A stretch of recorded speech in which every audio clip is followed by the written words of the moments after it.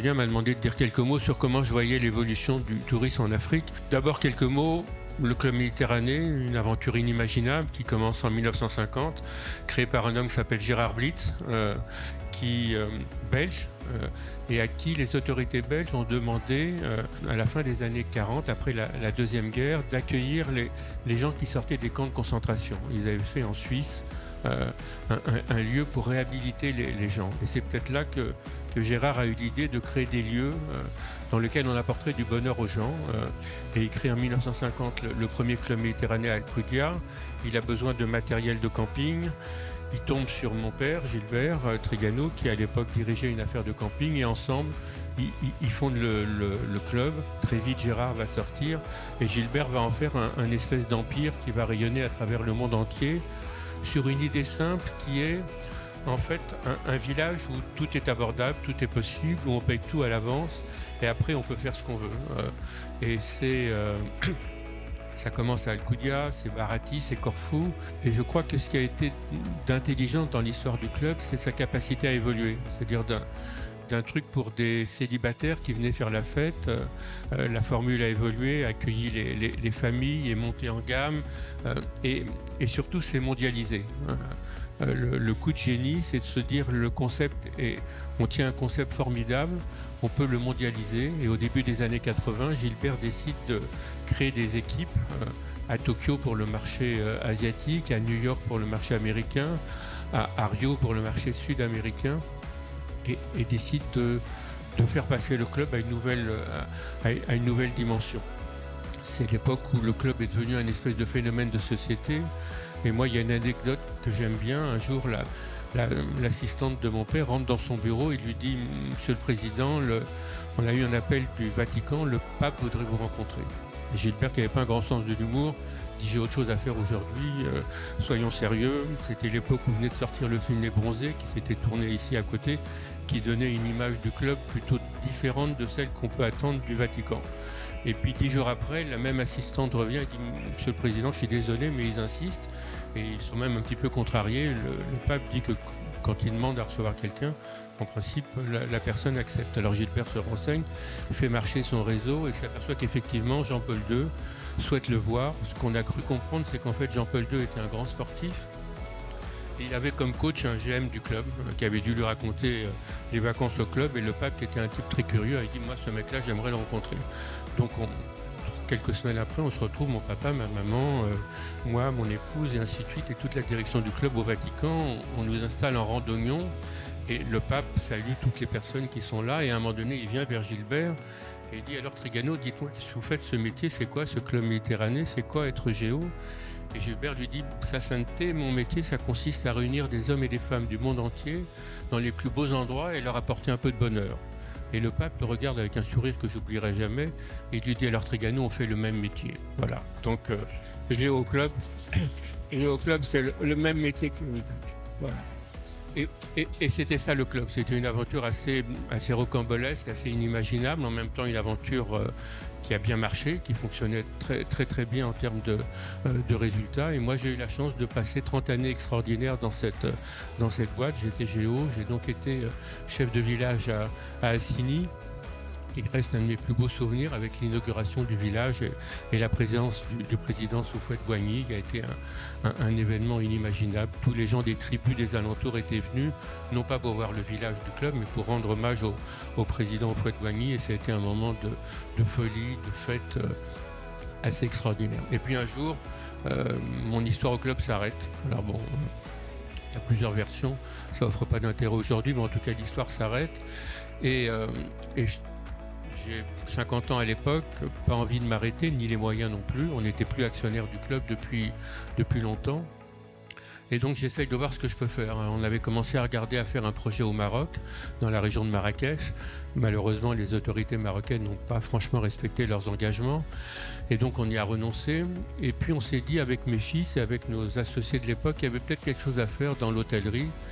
À l'époque, alors l'hôtellerie, à la fin des années, au début des années 2000, l'hôtellerie de ville était une hôtellerie assez classique, hôtellerie de chaîne.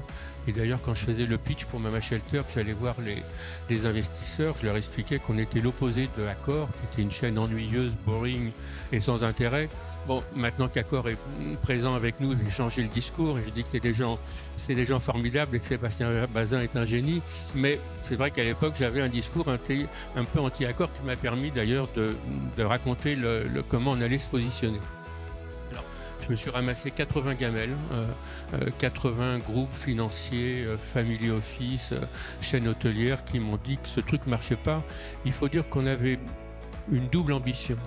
La première, c'était de se trouver dans un endroit atypique de Paris, dans le 20e arrondissement, dans lequel ils n'avaient jamais vu la couleur d'un touriste dans les 20 dernières années. Et la deuxième prétention, c'était de faire un lieu dans lequel la restauration serait importante, c'est-à-dire un lieu qui serait ouvert sur l'extérieur et un lieu où on dirait aux gens, venez prendre un verre, venez manger, voilà. Et les gens nous expliquaient, c'est d'ailleurs le DOM d'Accor à l'époque, où on fait de la restauration, où on fait de l'hôtellerie, mais on ne fait pas les deux. Bon, voilà. Et donc, ça n'a pas marché jusqu'au jour où j'ai eu la chance. Et pour ceux d'entre vous qui portent des projets, à un moment donné, quels que soient les business plans qu'on fait, quels que soient les discours qu'on fait, on trouve un homme ou une femme qui trouve que le projet a du sens. Bon. Et nous, ça a été Charles Millot, le patron de la Caisse d'épargne, qui, pour des raisons qui lui sont propres, dit « moi, ce truc me plaît, démerdez-vous, on le finance ». Et donc, à partir de là, les équipes qui m'avaient envoyé balader trouvent le moyen de financer le premier Mama Shelter.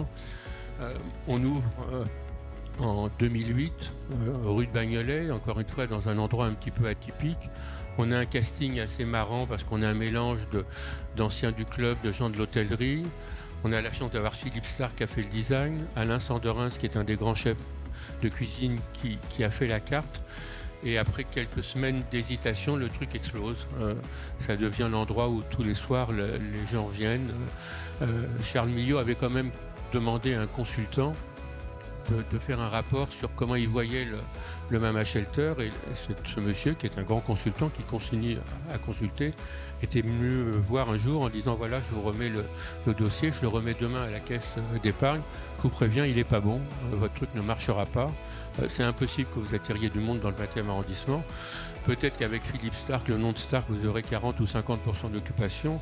Quant au restaurant, alors là, c'est clair, ne l'ouvrez pas, ou si vous l'ouvrez, ouvrez-le le jeudi, vendredi et samedi, et vous ferez peut-être 40 couverts. » Bon, on a ouvert, et pendant les 15 premières années, je crois qu'on a fait 700 couverts tous les jours de la semaine, du dimanche au lundi compris, comme quoi les consultants peuvent se tromper. Je ne sais pas s'il y en a dans la salle, mais bon, il arrive que des consultants se trompent. Voilà, je ne veux pas dire du mal des consultants, mon cher Julien, mais bon, c'est vrai que depuis ce jour-là, j'ai un petit truc qui a du mal à passer. Voilà. Donc, ils ont quand même financé, on a ouvert, ça a marché, le premier, donc on a dit, on va en faire un deuxième, on a fait Marseille, on a fait Lyon. Et puis, effectivement, un jour, Sébastien Bazin est venu nous voir en disant, écoutez, je viens de prendre la présidence d'Accor, j'ai envie de faire évoluer le concept. Et ça m'intéresse qu'on se rapproche, qu'on prenne un ticket chez vous. Et ça s'est fait un soir à la maison, sans avocat. On s'est tapé dans la main. Moi, j'ai eu juste une restriction. J'ai dit, Sébastien, nous, à l'époque, on avait 5 ou 6 mamas. Il y avait 2 ou 3 000 hôtels. J'ai dit, bon, essayez de ne pas nous manger tout de suite, quoi. Laissez-nous faire. Et Sébastien m'a dit un truc que je ne vous dirai jamais. Il m'a dit, écoute, si je mets mes équipes, je vais tuer mon investissement. Donc je vous laisse gérer.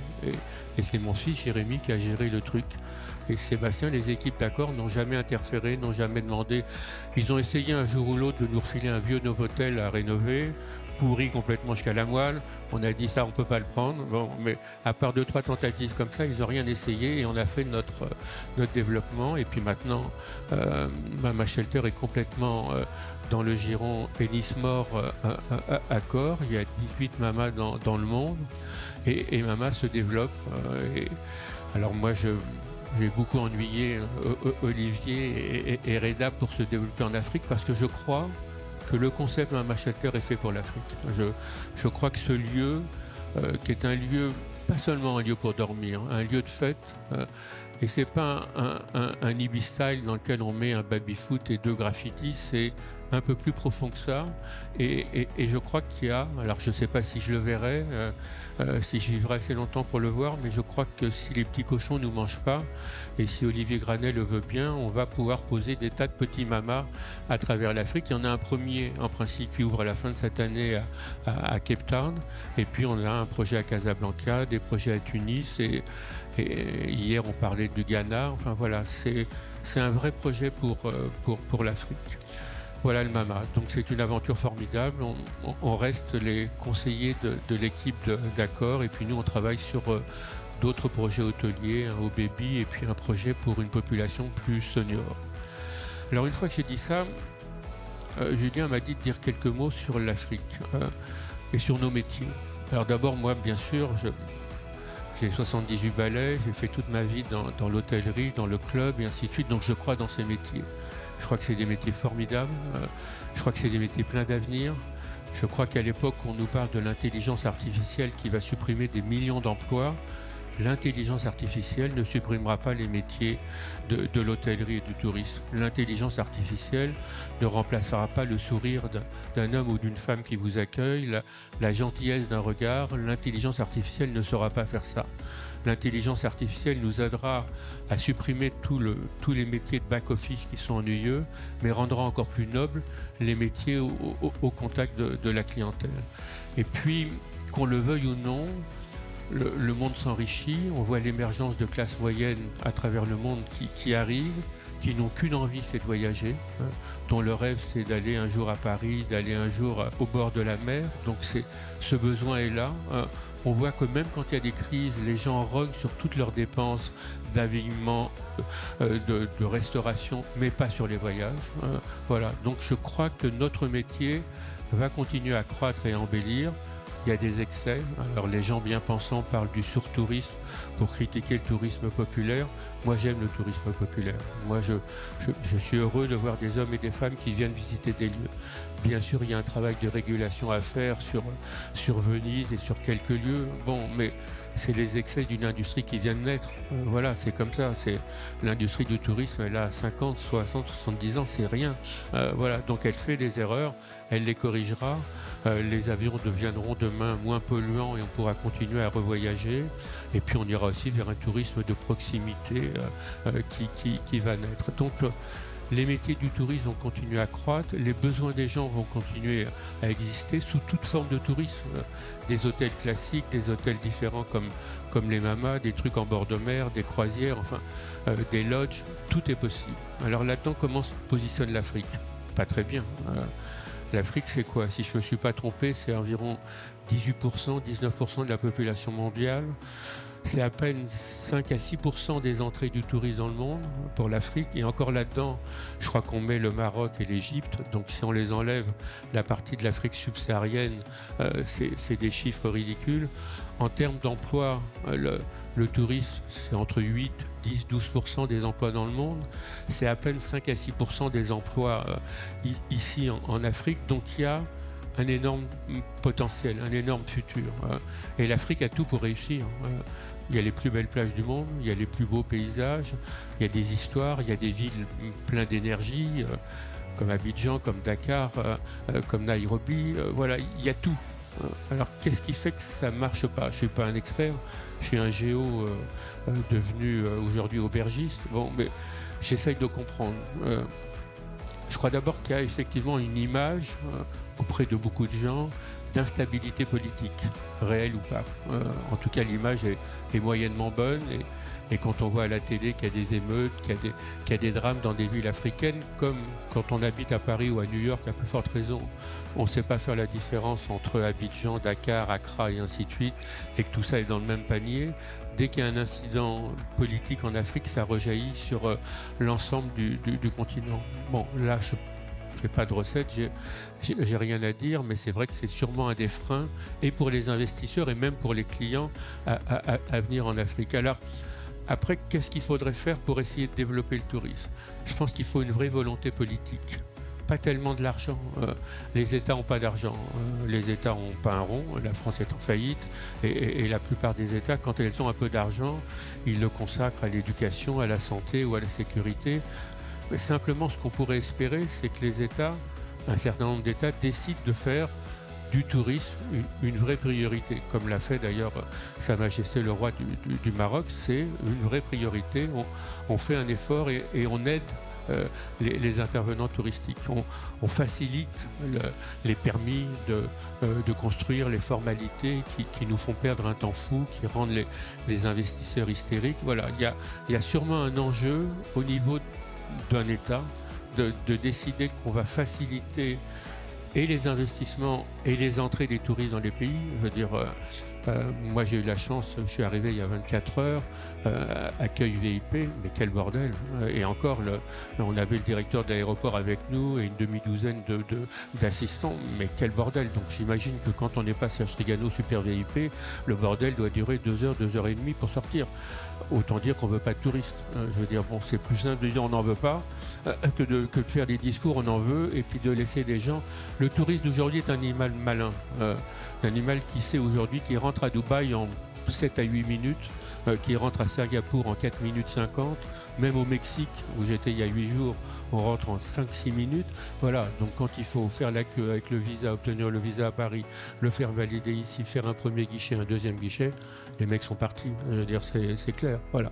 Donc rêvons d'un monde où il n'y a plus de visa, rêvons d'un monde où s'il y a des visas, ils sont électroniques, rêvons d'un monde où on rentre. Alors après, la force du tourisme, c'est qu'il pourrait donner le moyen à des milliers, des millions de jeunes Africains de trouver un emploi, pour reprendre un petit peu la danse de tout à l'heure, qui permettent d'épanouir les talents. Il y a dans le tourisme les grands intervenants, les grandes chaînes hôtelières, les Accor, les Louvre Hôtel, les Marriott et ainsi de suite. Et il y a à côté de ça les fonds comme Casada. Mais il y a à côté tout un ensemble de jeunes africains qui pourraient trouver une solution à leur monde d'aujourd'hui et qui, plutôt que de rêver d'aller s'émigrer, qui fait rêver personne. Je veux dire, quand on émigre, c'est parce qu'on n'a plus aucun espoir de trouver un boulot sur place. C'est pas le charme de Paris ni de Londres qui joue. On est mal accueilli à Paris, on est mal accueilli partout. Donc, il faudrait mieux essayer de les fixer sur le continent. Et le tourisme est un moyen. Le tourisme est un métier qui donne sa chance à tout le monde. On n'a pas besoin d'avoir fait des grands diplômes pour réussir dans le tourisme. On a parfois besoin d'un peu de sous.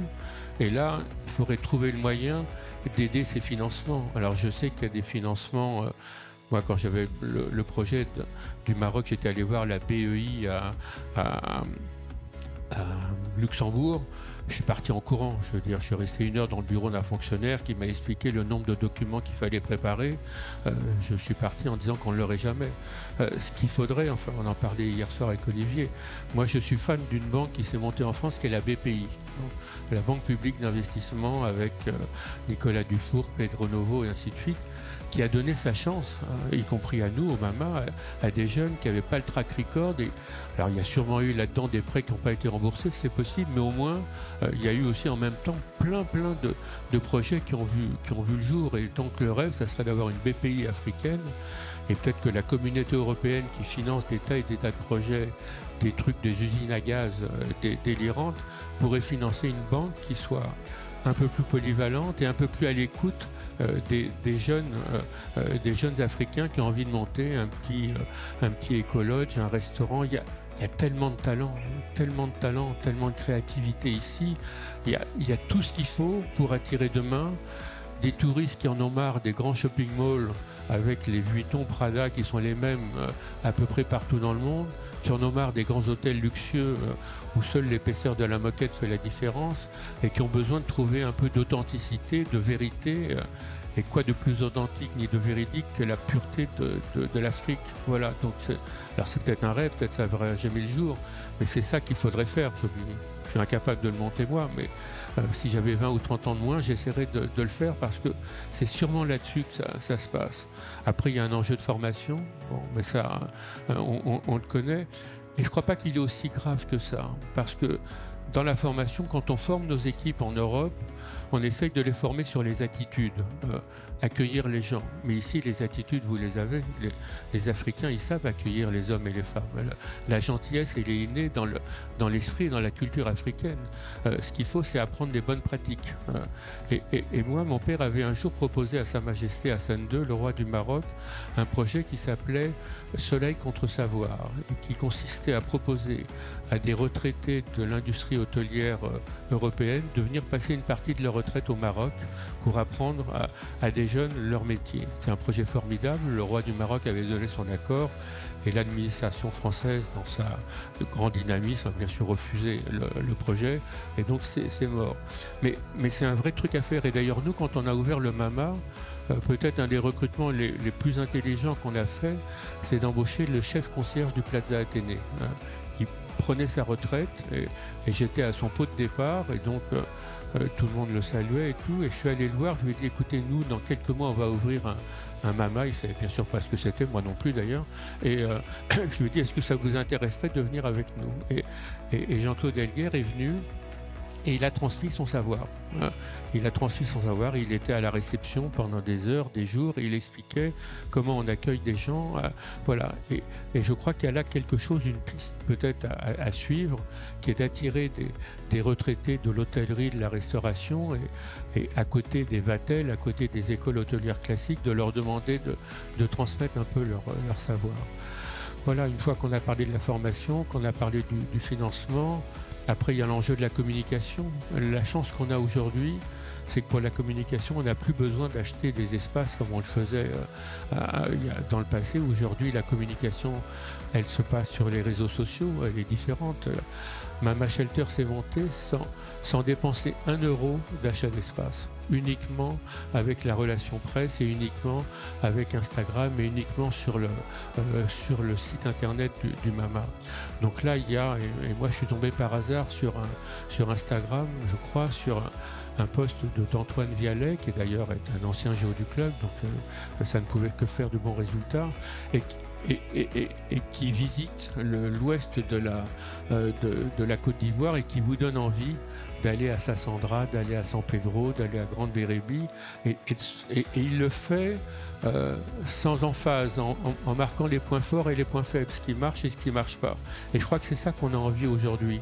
C'est pas qu'on nous assène de grands discours de publicité, c'est que des gens vrais nous disent la vraie vérité. Voilà. Et donc, avec des influenceurs, des influenceuses, c'est pas ma population préférée, mais il paraît que ça compte beaucoup, faire connaître la destination. Voilà. Et moi, je crois, encore une fois, pour finir, que le tourisme en Afrique a un potentiel inimaginable. Vous n'avez rien touché jusqu'à maintenant, qu'il peut permettre non seulement de créer des emplois, non seulement de créer de la richesse, de la vraie valeur ajoutée sur le continent, puisqu'un des enjeux aujourd'hui, c'est d'éviter que la valeur ajoutée se fasse à l'étranger, elle se fait ici, et donner une image du continent moderne, intelligente, créatrice, à l'image de la jeunesse africaine. C'est tout ce que je vous souhaite. Je vous souhaite une bonne journée de travail. Merci à vous. Merci Serge.